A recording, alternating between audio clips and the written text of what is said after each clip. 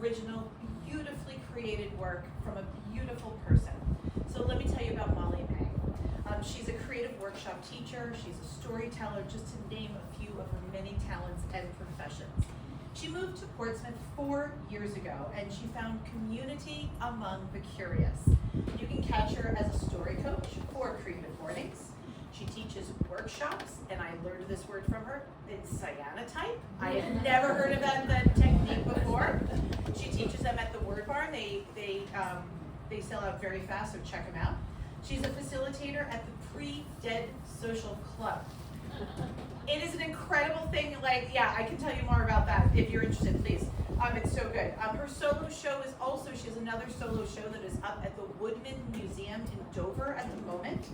And you can always find her every single morning walking the beach, rain or shine, with her honestly adorable dog Pepe.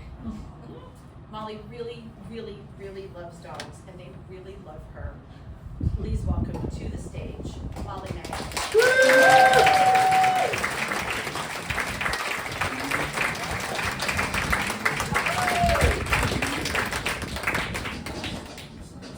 Right on.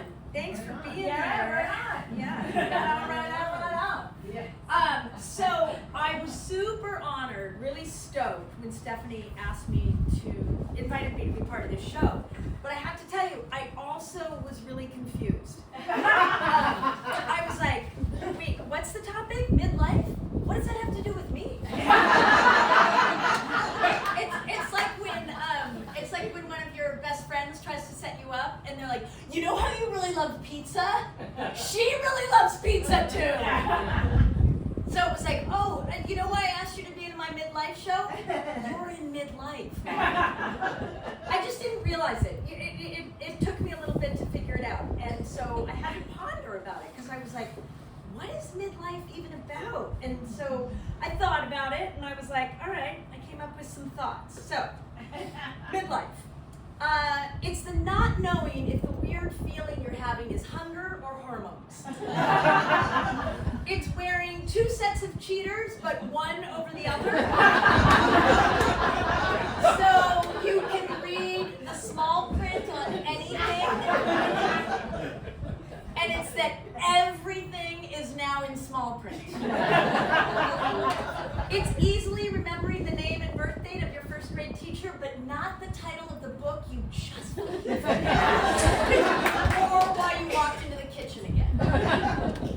It's being grateful for the magnifying app on your cell phone, large print books at the library, closed captioning on TV shows, and weirdly, that never before used handle just inside your car.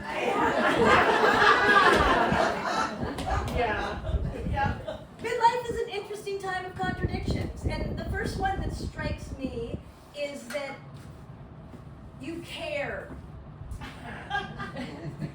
more.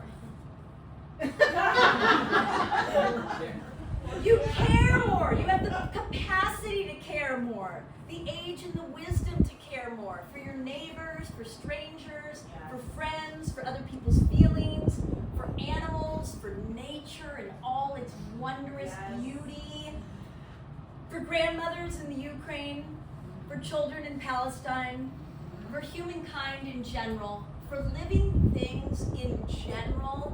I just care more.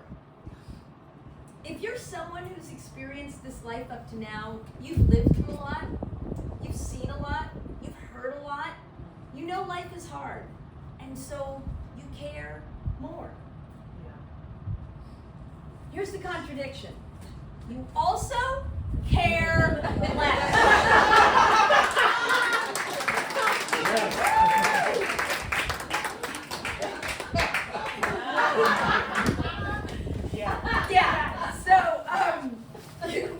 By midlife, you care a hell of a lot less about what people think of you. You care less about the parties you attend. You care less about parties in general. Yes. You care less about what you wear when you run to the grocery store. You care less about staying up late or whether you're going to wear a bra in public. You care less about wearing high heels ever again. You care less are happening. You care less about what you consumed as food.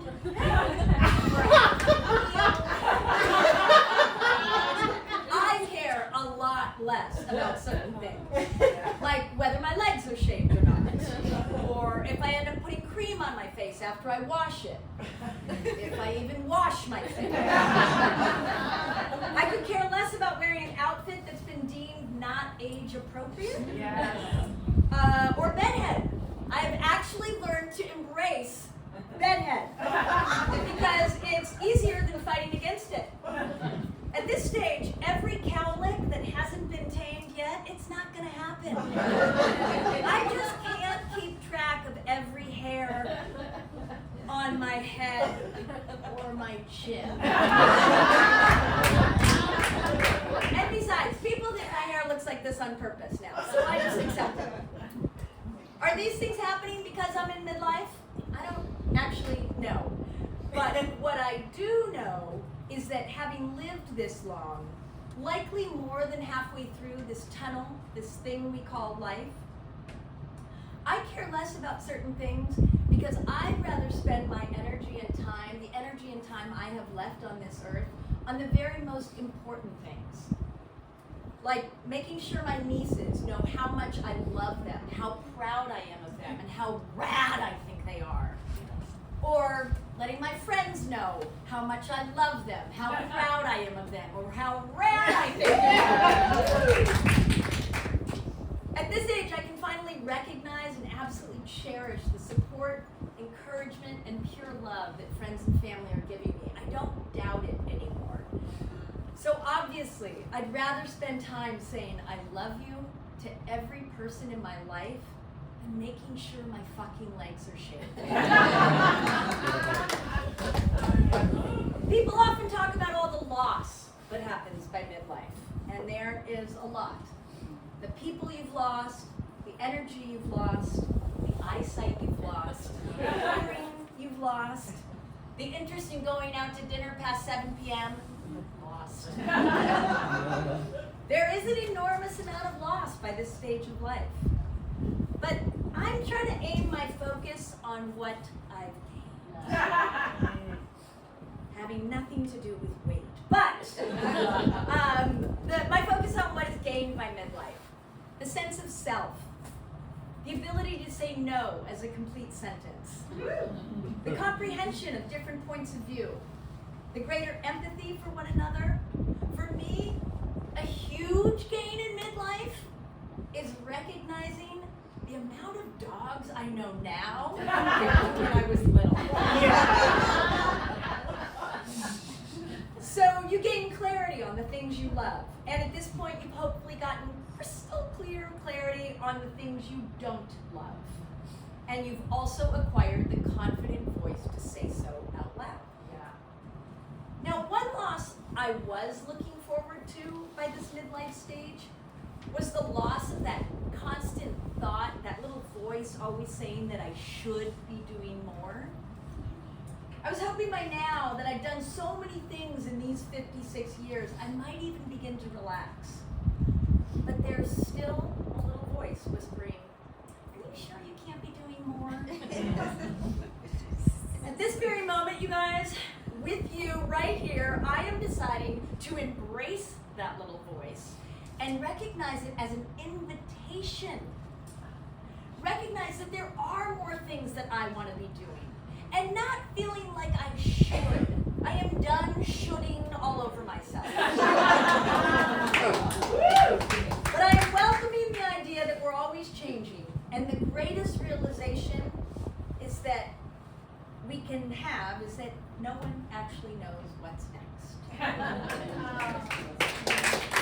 have to tell you, I called my mom, my 90-year-old mother, and read this to her. I said, do you want to hear what I wrote? And she said, yeah, I do. And when I was finished, she said, well, Molly, I think you've covered it all.